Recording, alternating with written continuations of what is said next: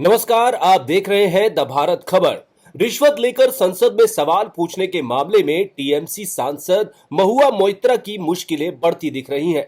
पैसे लेकर सवाल पूछने के मामले में उद्योगपति दर्शन हीरानंदानी अप्रूवर यानी सरकारी गवाह बन गए हैं। रियल एस्टेट अरबपति निरंजन हीरानंदानी के बेटे दर्शन हीरानंदानी टीएमसी नेता महुआ मोइत्रा से जुड़े कैश फॉर क्वेरी विवाद में सरकारी गवाह बन गए और दावा किया कि उन्होंने केंद्र सरकार से सवाल पूछने के लिए राज्यसभा सांसद महुआ मोइत्रा के संसदीय लॉगिन का इस्तेमाल किया था। महुआ मोइत्रा के निशिकांत दुबे के खिलाफ मानहानि मामले की सुनवाई से एक दिन पहले आरोपी उद्योगपति ने सारे राज खोल दिए और कबूल किया कि उसने लॉगिन किया था। दरअसल दर्शन हीरानंदानी का ये बयान महुआ मोइत्रा के लिए किसी झटके से कम नहीं है, क्योंकि दर्शन का बयान मोइत्रा की ओर से बीजेपी सांसद निशिकांत दुबे के खिलाफ दायर मानहानि मामले में शुक्रवार को सुनवाई से पहले आया है, जिसमें बीजेपी सांसद ने उन पर संसद में सवाल पूछने के लिए एक व्यवसायी से रिश्वत लेने का आरोप लगाया था।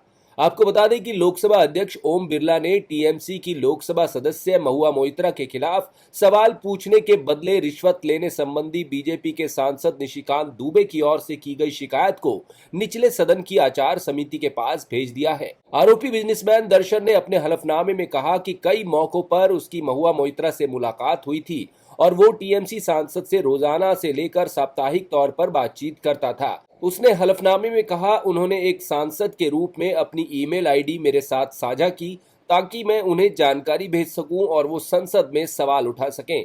मैं उनके प्रस्ताव के साथ गया, कुछ जानकारी मेरे साथ साझा की गई जिसके आधार पर मैंने जरूरत पड़ने पर उनके संसदीय लॉगिन का उपयोग करके प्रश्नों का मसौदा तैयार किया और पोस्ट करना जारी रखा।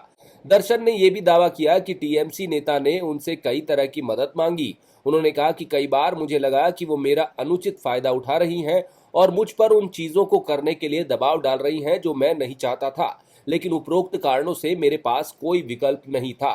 दरअसल बीजेपी सांसद निशिकांत दुबे ने महुआ मोइत्रा के खिलाफ स्पीकर को खत लिखा था और आरोप लगाया था कि महुआ मोइत्रा के संसद की लॉगिन आईडी से एक उद्योगपति को लॉगिन करने का पासवर्ड दिया गया।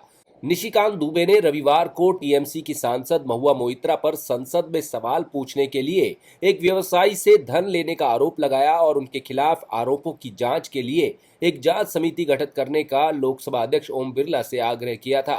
निशिकांत दुबे ने बिरला को संसद में सवाल पूछने के लिए नकदी लेने का मामला फिर से सामने आने को लेकर पत्र लिखा और उन्होंने पत्र में विशेषाधिकार के गंभीर उल्लंघन, सदन की अवमानना और भारतीय दंड संहिता की धारा 120A के तहत एक अपराध में संसद सदस्य महुआ मोइत्रा की सीधी संलिप्तता का आरोप लगाया है।